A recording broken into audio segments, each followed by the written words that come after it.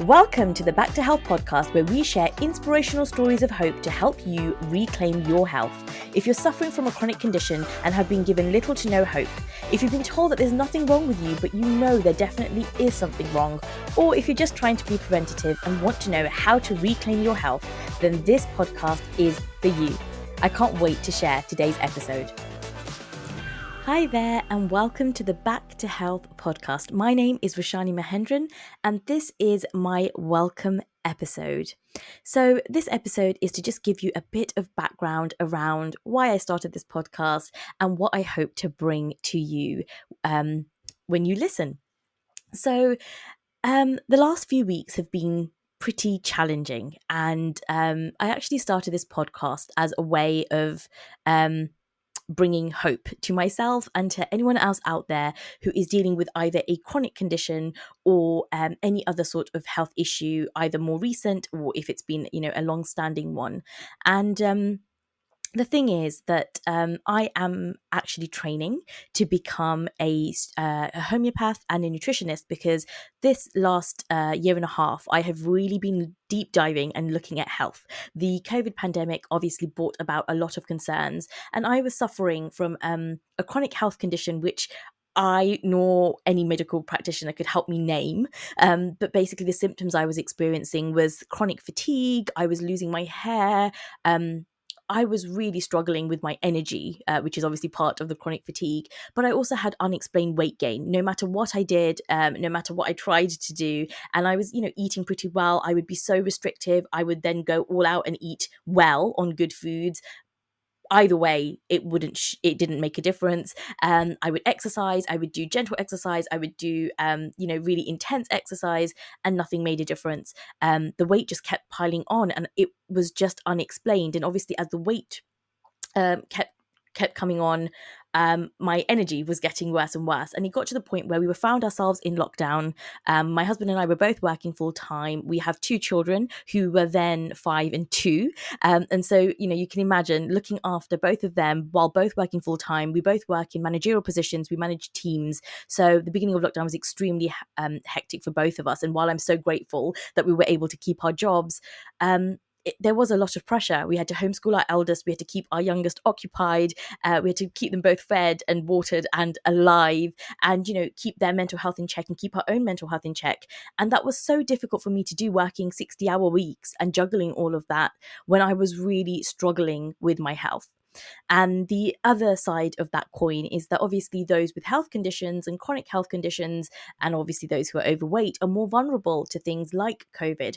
And so I really decided that this was my make or break moment. I had to do something to overcome whatever this issue was. And I wasn't able to get the help that I was looking for from my GP, because all my blood results, despite having 5 blood tests over 5 years, always came back what they considered to be normal. And so there was no explained reason why I was, experiencing these issues, and they weren't really willing to dig any deeper because the blood test showed that everything was fine. And so I started doing my own research, and I came across, articles and things about thyroid. I wasn't sure if I had thyroid issues, and I still am not sure that that was the case, but a lot of my symptoms pointed to thyroid related issues. It could also have been potentially adrenal fatigue, or a combination sort of the two, because they're quite related. But I did come across this supplement from the US, which helps those who suffer from thyroid-like symptoms, which is basically what I was experiencing. And it can help with energy and focus and, weight loss and things like that. So I ordered this supplement, and this was just before the lockdown, about a month before. So in January or February of 2020. And I only ordered one bottle. It was quite expensive, and I wasn't sure if it was going to work, but I was so desperate at this point. And it was because, we'd already started hearing about lockdown waves sort of coming in, and I was already thinking about how much there would be to juggle, and I needed to be on point, and I needed to get myself healthy and fit. So I ordered this supplement, tried it out, and the brain fog, disappeared. I had so much more energy, and I just started losing weight without making any other changes. And so I felt so much better. And then the first bottle finished in March. Yeah, so I must have ordered it in February. The bottle was finishing in March, and I had, about like a week's supply left. And so I went to put in another order, and I ordered 3 months supply, but then lockdowns came into play. And so this thing was stuck in transit and I couldn't get a hold of the supplements. And so what happened was the symptoms all came back as soon as I ran out of my supply. The hair loss started again, the brain fog set in, the weight started coming back on again. And so I understood at this point there was some hormonal issue at play here, and I needed to dig deeper. And my second thing was that I didn't want to ever feel that I would have to rely on something outside of myself, and that if I couldn't get that thing because my supplements were stuck in transit, that I would then be, in a situation where I'd have to go back to feeling as horrible as I did. I never wanted to feel that horrible ever again. That's not the mum that I wanted to be. It's not the partner I wanted to be. It's not how I wanted to show up for work. There's so much inside me that I want to share with the world, and I wasn't able to do any of it, let alone just be a good mum and wake up and just, spend time with my children. I couldn't even pick my son up. I was really struggling so much. And that really was like the last straw for me. And that's what led me to look into the supplements in the first place. Like I cannot function, if I'm not even able to hold my child. And I breastfed both of my children until they were 2 years old. So for me, that's part and parcel of what it means to be a mum. And they're so used to me being very there for them and holding them, and I was really struggling to do that. So for me, that was something I could not put up with. And so I didn't want to be beholden to anything outside of me, or any supplements or medication, or go on anything that I would have to rely on. I wanted to find a way to heal myself holistically. And that's where my journey started with nutrition and homeopathy. Now that I sort of had an understanding of what the issue might be, I was able to look into diets that supported the functioning of the particular hormones that I was looking to encourage, and helping to get the production back up. And I started eliminating a lot of the foods that I knew were causing the issues. And so we live in this world where we think if something is sold, like it's sold in a shop, which is called a supermarket, apparently, where they sell food, then it should be something that is, ideal for our bodies. It's something that we're allowed to put inside our bodies. I want to say the word edible, but to me, the fact that you can eat it still makes it edible, but it's a non-food. It's anti-nutrient, and so it's thereby not. Sometimes some of these foods are not only not giving you nutrition, but they're also depleting you of nutrients in your body when you put them into your body. And so when I started understanding nutrition at a much deeper level and started playing with different diets, and when I use the word diet, I don't want to use that as a term of I don't want to use that in the sense of finding something which where you restrict yourself, or where you have to count calories or weigh food. I'm talking about diet in terms of the original meaning of the word, which is a lifestyle. Your diet is your lifestyle. So I was trying to find a lifestyle that suited my body and that my body was happy with. And for me, that meant going back to our roots as human beings, going back to a Paleolithic diet and looking at what humans are meant to eat and what we're not meant to eat. And you'll be surprised, because that includes things like grains and legumes and potatoes and things that we eat every day as normal foods that we consider to be foods, but are actually not meant for the human body and not meant to be digested by the human body. And then I went looking at the meats that we were consuming, and even though we got them from a butcher and I tried to get organic as much as possible, we still then had to go one step further and look at grass-fed meat and wild fish and wild seafood, because there's so many chemicals and pesticides and things in our foods that we're not always aware of. And so it really took taking a step back and really working step by step on nutrition. And within 12 weeks, I had lost 22 kg, so 22 kilograms, and I felt the best that I had ever felt in my life. And so my journey from there has just been about how we can bring more health into not just our families, but for our children, for the next generation. Like, why were we not taught these principles in school? Why is this not common knowledge? Why do more people not have the right basic understanding of nutrition? And now I don't want to go into the political side of why because I know the answers to these questions. And they're very much rooted in politics and in the companies that fund studies that promote their businesses and what they're trying to sell us. You can look into all those things if you want to find the answers to those questions. Those things are are published on the internet in broad daylight for anyone to find, and yet so many of us live in ignorance. And I actually felt really angry in the beginning at just how much was being done to harm people, and especially our children, knowing that it would harm them. These measures are not being taken full well knowing that these things cause problems. And let's just take sugar as an example for this. So, we know sugar contributes to obesity. We know sugar contributes to heart disease. We know sugar contributes to basically any ailment that humans face. Sugar and vegetable oils are the two biggest culprits in most of the chronic conditions that humans experience. And yet we're still, people are still allowed to make food and sell them with refined sugar in them. And that's even kids' products. Although, yes, there are steps being made to reduce the amount of sugar content. But what do they replace them with? They replace them with chemical sweeteners, which are no better than the sugar. And there've been, lots of programs and research about how sweeteners are no better and potentially worse and more carcinogenic than sugar itself. So, when we're replacing stuff, we're not even thinking about what we're replacing them with. It's just replacing them so that they're no longer advertised as having sugar. And so even when a sugar packet says no added sugar, you still need to read the back of it to understand what's in it, what nitrates are there in there, what chemicals are in there, what toxins are in there, and what health effects can this have for us and for our children? What effects does it have on our hormones? Because our hormones are really crying out for help at the moment. As a species, we're just experiencing so many hormonal related issues, and without really knowing or really understanding that what we're putting into our body is what's causing that, even when it says no added sugar, even when it says organic in some instances. So I've bought organic meat which has had sugar added to it. So you have to even check your meat. And what's the reason to add sugar to meat? But you've got to check your packets to make sure that what you're buying is as farm to table as possible, as organic and grass-fed and natural as it possibly can be. So, packaged foods we want to try and avoid as much as possible is my mantra anyway. And it's how I try my best to fuel my family.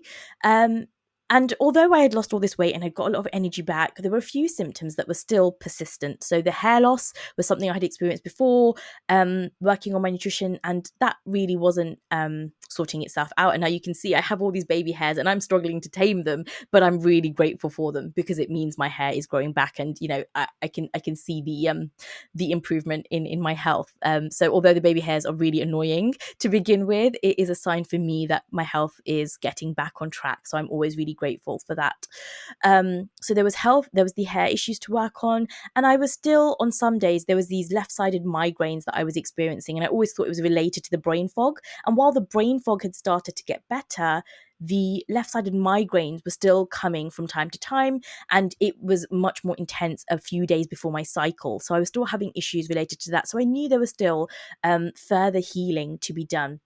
And this is when I turned to homeopathy, and I came across this amazing healing system, which for me has just completely revolutionized the way I look at health. I no longer have anxiety and panic when it comes to health, especially the health of my children. And that's a whole another story, which I may go into in a little while. But every time September came around and flu season started, if there's any other parents out there listening, I'm sure some of you can relate, if not many of you, you start getting anxious that your children are going to get ill, and you start doing everything you can to prevent them from getting that cough or the cold, which could potentially turn into something more serious like tonsillitis or the flu or croup, or all of the above. And it's a real period of it's a really, really testing period. And no matter what I was doing to help my children, my daughter would always get tonsillitis and my son would always get croup every single winter without fail. And we would end up in hospital at least 2 to 3 times in the emergency room or the A&E.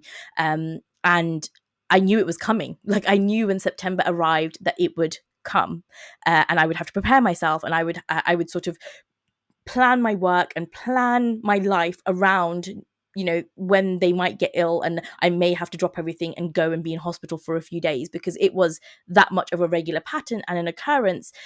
Because no matter what supplements, natural and otherwise, I would look at vitamins, I would look at diet, I would look at everything, and none of it was working. My children don't really eat that much sugar at all, and even when they do, it's a very small amount. So it wasn't diet at all, it was things beyond diet. And that's where homeopathy came into play, because I feel like nutrition and diet is definitely the strong foundation. But there is something beyond that, which is bringing our vital force into balance because of factors outside of our control and beyond nutrition that could be affecting our health. And I'll go into more topics around homeopathy and how it works in following podcasts. I have some great homeopaths as well lined up to speak on the podcast.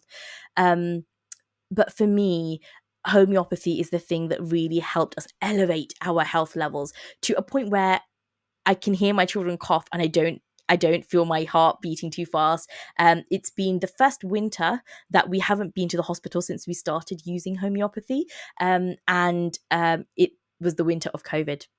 I was so nervous when the kids were going back to school in September of last year that, given their health history, it would be detrimental if they had tonsillitis or croup, and then if they also ended up in hospital where the numbers were really high, that they could then catch something even if they didn't have it.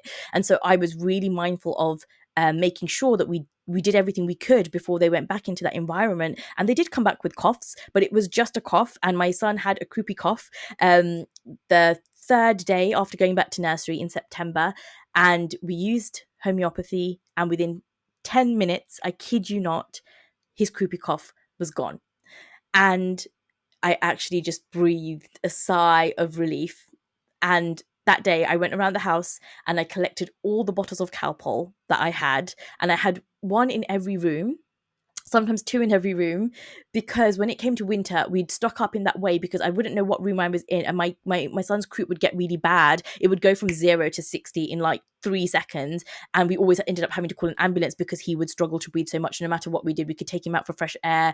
I try and do deep breathing with him, and we tried all the things, but none of those things would work. And so I would have to have the Calpol because it was the only thing that could try and sort of like open up stuff until the ambulance could arrive, to then take him to hospital where he would have a steroid by mouth to open up his airways. Now, they don't give that steroid lightly. And one winter we ended up there 3 times, and they said, we've given it once, we really don't want to give it twice, but they took one look at him and they gave it to him straight away. And the third time we ended up there, it wasn't even a conversation. They knew he'd had it twice and they still gave him the third one. So the fact that it went away in 10 minutes, I cannot tell you how much as a mother that it just gave me so much relief. And similarly with my daughter, she gets tonsillitis every single winter. She has ended up in hospital on an oxygen unit for 4 days. Her very first winter that she had it when she was 1.5, and every winter since then she's always ended up there and then on a course of antibiotics. And that's been a pattern, and we know it's going to happen, and we prepare ourselves for it because we know. And so this was also the first winter that she didn't end up in hospital. And yes, she had a cough about 2 days after my son had his cough, and again used homeopathy, and that was it for the rest of the winter. They never had a sniffle or a cough or anything at all. And so it really opened up to me how much homeopathy can be used for acute situations as well as chronic situations, because I'd been using it for myself at that point for my chronic complaints, and started to see improvements in the migraines, which I no longer have at all. I was having pain in my left, sort of the left side of my body, left underarm, especially before my cycle, and that has completely disappeared. And my hair, as you can see, has started growing back as well. So homeopathy has been a godsend, and I'm even more grateful that I came across homeopathy. I forgot to add that once I'd gone through this throwing the Calpol out of the house routine, I decided to train and become a homeopath and nutritionist, because I do believe they both go hand in hand and both are equally as important. So I've always had an interest in healing. When I had my daughter, I did hypnobirthing, and soon after I had her, I trained to become a hypnobirthing practitioner. Now, I've only ever done that on the side along with my day job, and I'm an education consultant and product manager. So that's what I do on a day-to-day basis. But I have been still delivering hypnobirthing workshops on the weekends and in my, in the evenings or in my free time. And during lockdown, I did offer free hypnobirthing classes to any women that needed it because antenatal classes were cancelled. So on top of my 60-hour work schedule and homeschooling my kids and keeping everything going, I was also delivering hypnobirthing workshops for women as well. And then on top of that, I trained to be a hypnotherapist about 4 years ago because hypnotherapy has really helped with some of the deeper healing. Although it didn't deal with the obviously physical side of healing, with the emotional and mental side of healing, because I could see the power of hypnobirthing. There was a lot that some of my clients needed to heal that wasn't related to birth in particular. And so I wanted to get a deeper grounding in hypnotherapy in general, and so trained in that. And now, having seen the power of homeopathy and nutrition in the way that it heals, I decided to commit this year and start training as last year, as a homeopath and nutritionist. And so I am so grateful that I decided to start that journey when I did, because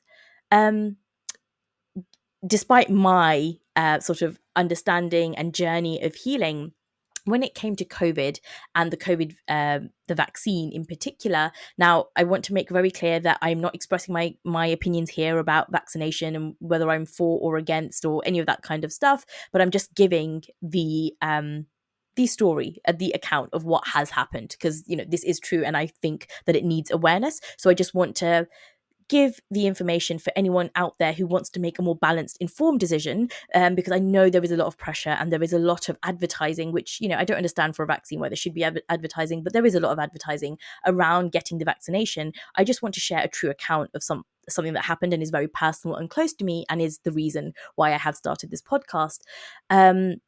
My mum decided, against my sort of my feelings or like what I thought about her getting it, just because she has suffered from a lot of health issues previously. I know her body quite well. Most of my childhood I have spent dealing with her care and dealing with her being in hospital and having to support her through her ailments. So I didn't feel that her body would be able to put up a fight against something that was foreign to it without really understanding it, because I just don't feel that there's enough evidence and research base and understanding of what exactly the vaccine can or will or won't do to people for them to feel that they can get it. My dad's a lot more robust, and he decided he wanted to have it, and obviously it's their decision at the end of the day, and that is my ethos in general about health. As practitioners and as someone who's trained to become a practitioner, we're here to inform, we're here to give advice, we're here to share our knowledge and our experiences. But at the end of the day, it's free will, and it's for each person to make their decision about what they feel is right for them and their body. And so with my dad, he wanted to have it. He's quite robust. He's never had any health complaints. And so if he wanted to have it, I wasn't as concerned. I didn't have as much anxiety about it. But when my mum said she wanted to have it, and it wasn't that she wanted to have it, she was being pressured into having it because my grandma is in a nursing home and she was told that she wouldn't be able to visit her mum if she didn't have this vaccine. So again, there's pressure from sort of all perspectives. She first said she wasn't going to have it because she didn't feel it was right for her body, but then the pressure was put upon her and she sort of felt she wanted to. And she was very conflicted at the time. And so she went ahead and she decided to have it. And I did what I could to support her homeopathically with some of the remedies that you can take to just help the body adjust to foreign substances inside the body. So it's not doing anything against or for the vaccine. It's just helping the body rebalance when you're putting foreign substances, because there are toxins and things within the vaccinations that we don't want inside the body, despite that's, how they work and you have to have them in the vaccine. But it just helps to rebalance the body and just deal with any of the potential side effects that there could be, or any of the symptoms that you may experience after having one. So despite having that, she was feeling okay. But then about a few days afterwards, she started losing control on her left side of her body, but in particular her knee, and it would just buckle over at any given moment with no warning. There was no sort of feeling that was coming before it happened. It would just happen. And so she fell over a few times and she was losing this control, went to her GP, and was told, well, it's quite new, let's monitor, let's see what happens, let's see if it gets better. And so we didn't really know what was causing the issue. And so, even when you're a natural health practitioner, you don't stab in the dark. You've got to deal with what you know. You need to understand what the situation is, and so treat the patient accordingly. And so we could only treat based on the symptoms she was presenting, but we couldn't really get to the underlying cause, because she needed to have a scan, and she needed to have a full sort of consultation to really understand what was actually causing the issue. So we were working on diet and homeopathy anyway, and helping deal with it symptomatically. And some days it would improve, and then some days it would just come back again. So whatever was in her system was something that she was really struggling to get out of her system. Her body was trying to detox, couldn't detox it. And so it was sort of coming and going, and we didn't know whether it was improving or not, because there was a particular day where she had 20 of these episodes where her knee would just give way and she would fall over, or she would have to hold, if she could quickly enough hold on to something. And it was getting to the point where it was really causing concern. So 3 weeks into experiencing these symptoms, and it didn't show any signs of getting better or disappearing, although she did have some days where nothing happened at all. So it was very confusing, very worrying, very stressful. And finally got the GP to agree to an MRI scan. She had it, and 3 days later got a call saying, pack your bags, you need to come see me, I'm going to give you a letter, you need to go straight to the hospital because you're going to need to get admitted. So you can imagine, after weeks and weeks and weeks of waiting and trying to get an answer, how much of a panic that was for all of us. And so we all braced ourselves for what they were going to say. And once she got to the hospital, we found out that she had had a silent stroke, and she had some blockages in her in one of her key arteries, and also in her brain as well. And so the first option was, we're going to operate, and then operating is as easy as it sounds. You've got something in there that shouldn't be in there, we're going to cut you open and take it out. Yes, it sounds very simple, but you have to look at the patient and look at whether their body can withstand that. My mum has had a few surgeries, and so it's not really something I felt her body would be able to cope with, also just because it had been weakened so much by these episodes that she was having on a continual basis over the last 3 weeks, and her body was obviously trying to detox something and it wasn't able to. So I was really worried about the healing condition that she was in, and whether she would be able to survive another surgery, because the last surgery that she had was nearly fatal, and it took a lot to bring her back from that. So I was concerned that surgery, although it seems like the best option for the issue, may not be the best option for her. And so I wanted some time to look at some now we knew exactly what the issue was, and we actually had the understanding to look into what naturopathic methods we could use to target the specific issue, now that we understood exactly what it was. And as you know, with hospitals, they're very against that. No, this is life critical, you need to be operated like now, immediately, although we can't, because we have this test and this test and this test that we need to do first. So you're going to have to wait for those tests, but then as soon as we've done those tests, it will be immediate, because it is literally life or death, is what we were told. And so it was a bank holiday weekend, the particular weekend, almost thankfully, that she got admitted to hospital. And so it gave me a weekend to make some phone calls, to do some more research, to get in touch with some practitioners who had more experience in stroke and arteriosclerosis and cardiovascular disease and all that kind of stuff, so that I could get more information. Because while I've done a lot of reading around the topic, I just wanted to make sure that I was getting all the experience and knowledge from people who've been dealing with this on a regular basis. And so I got some really good advice, and there were lots of things that gave me a lot of hope, of things that we could do more naturally to help her condition and help remove the issues that she was experiencing. And so after the bank holiday, they wanted to redo a test to see how things were progressing, or getting, whatever was happening. And they actually found that it was progressing quite quickly. And so where she had a partial occlusion in one of the arteries, it was now complete. It was blocked completely, and so surgery was no longer an option. And for me, I actually saw that as a really positive sign, because surgery was something I was trying to avoid for her, and she wasn't keen on it either. And so it felt like maybe this was a sign that this would give us a bit more time to heal things naturally for her, and that we could show that there were ways that you could, there were ways surgery wasn't the only option, and there are other ways to deal with the situation. And at that point, the doctor did. There had been enough cases to sort of show similar situations where it he said he was pretty sure it was related to the vaccine, just because of the how quickly it had progressed, and also that she didn't have any history of any of this stuff before. So um yes, so we were left with that, and the only option from the hospital is to put her on blood thinners to prevent any further clotting and to ensure that blood is flowing around adequately. And even on the blood thinners, there are side effects that she's having to deal with as a result. But we want to get her off those as quickly as we can, but in a safe way. So only once we know that she has recovered. And so we're working on her healing.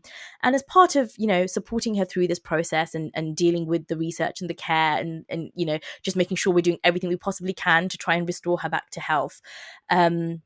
While also dealing with the fact that my mum was the one who helps me with my childcare, helps me pick up my kids from school, and cooks for us, helps us with our meals and all of that kind of stuff. I've got the added pressure of taking all of that on while working full time and looking after kids and all of that kind of stuff, which I am not complaining about at all. I think of that as a privilege, and I'm very honored and I'm thankful that we're able to support her while still doing everything else. And I've got an amazing support system around me, with my husband and my sister and my dad, and my in-laws have been amazing as well. So there's nothing that I am complaining about in the situation that we find ourselves in.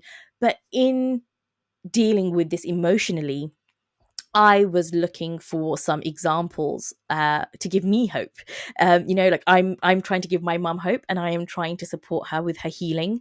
But I need some sources of hope and inspiration of ways that people have healed these situations. I've read lots of books about it. I've read some blogs about it, but I don't know. It's different when a practitioner is telling you about people they have healed and clients they have healed. And I find it so different when it comes from the person who's actually healed themselves and the person who has been healed. I think listening to their story is so different, and it just gives you a different perspective, and it just makes it a lot more real. And also, I wanted to hear their voice. I wanted to see the person. Reading about it sometimes doesn't make it feel real enough. Like, it's not concrete, because you're used for me anyway, I'm really used to reading fiction books. And so for me, it's sometimes hard to separate the two. I just love to ingest all the information. But in my mind, like when it's in a book, it's written down and you don't know enough about that. It's not tangible, I guess, that's what I'm trying to say. It's not tangible as such. And so, I was trying to look for these examples of hope and inspiration, and I found a few, but not many and not enough. And so I've had an idea for a podcast for a while to share health, even through my own health journey, and turning around like my anxiety about health for my kids as well. But this really felt like the moment that I wanted to start engaging with people who have overcome all sorts of different chronic illnesses or acute illnesses or whatever health conditions they found themselves in, and they've chosen an alternative route, and it's worked out better than they could have imagined. And so, while I was thinking to just sort of speak to people and learn from them, I thought bringing it in the form of a podcast would also help bring this inspiration and hope to other people as well. Every time I read a case study when I'm studying for college for homeopathy and nutrition, my jaw drops, and I am astounded by how such simple solutions, things that are available to us quite inexpensively and quite readily, can be the solution to chronic health problems that people have been searching for the answers for years and years and years.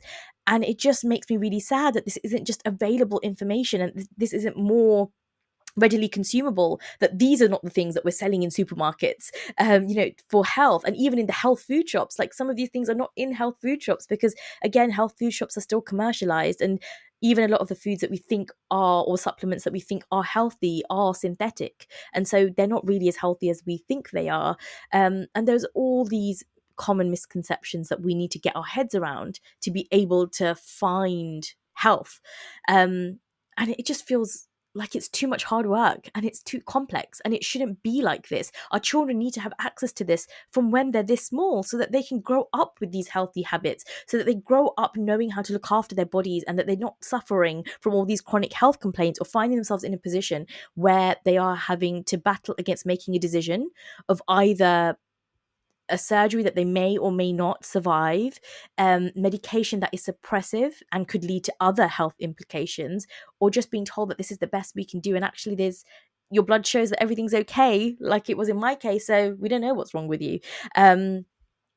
There is so much more that can be done. And so that is really my hope for this podcast, to be able to share inspiration and hope around real people, just everyday people. And I don't filter my guests by how big their following is or how many people they're going to share the podcast with. I purely base the people on the podcast based on the story they have to share and the merits of the story and how inspirational it is and how much learning that we can do from that particular story. So you'll see all sorts of stories on this podcast, from all sorts of things, from things related to Crohn's disease and digestive issues, cardiac issues, depression, trauma, postpartum issues, everything under the sun. And it's really interesting because so many of these issues, while the issues might be different and the symptoms that show up are different, the way that you can treat them, or the causes of how they've come about, can actually be very, very similar. So when we understand what's causing these issues, it's really easy to then go back to a state of health by eliminating the causes. And so it's really about getting to the root cause and understanding why we've ended up in the position that we're in. And it doesn't happen. It's not something that happened in the last year. It's not something that happened 2 years ago. Although sometimes in the case like with my mum, it is something that happened within the last few months. But underneath what happened in the last few months, there's also the issues that she's been experiencing historically as well that contribute to her being in that condition. So even if it's something that's only showed up recently, there's usually a much longer historic sort of story and journey to understand, to be able to get to the root cause of what is causing the issue. So I really hope that this podcast will serve anyone out there that needs hope and needs some support and needs to hear positive stories about how you can overcome health issues and conditions. And I just want to obviously add the caveat that this podcast is not and me myself, I'm not by any way giving medical advice. You must still consult your practitioner and follow advice or at least listen to the advice as you see fit. But I also want to say, on the other hand, do get informed, do your research before you jump into making a decision that has basically been made for you. There may be other options, there may be other opportunities to heal yourself in a less invasive and more natural manner. And you will find that with most health practitioners, you can have a free chat to begin with, to just discuss the issue, and they'll let you know very honestly whether or not they think there's hope, or whether they can help you or not help you, or at least direct you. I found in my experience that when I've spoken to a practitioner, even if they can't help me, they'll signpost me to somebody who can, because they are so giving in wanting to make sure that people are healed, whether or not that person works with them or not. And so there's no harm if you've received a diagnosis or you've been looking for answers for so long and not been able to get them, in just having a chat with someone to see if there's any hope or if there's any other options before you jump into a situation if it doesn't feel right for you. If you decide it is for you after you've got informed, then of course that's your choice, and that's totally fine. And there's nothing to worry about if you decide otherwise. But it's always worth weighing up all the options before you make your final decision. So I am so excited to be bringing you lots of inspirational stories and amazing guests on this podcast. Do stay tuned. And if there's any particular diseases, topics, health issues that you would like covered on the podcast, please do let me know. The link to my email address is below this episode. And if you have a health story to share where you think it will offer insight and inspiration and hope to others, then please also get in contact. My guest application form is also below this podcast, and I would love to hear from you. Sending you lots of healing, positive, and happy vibes. And until the very next episode, I will see you later. Take care.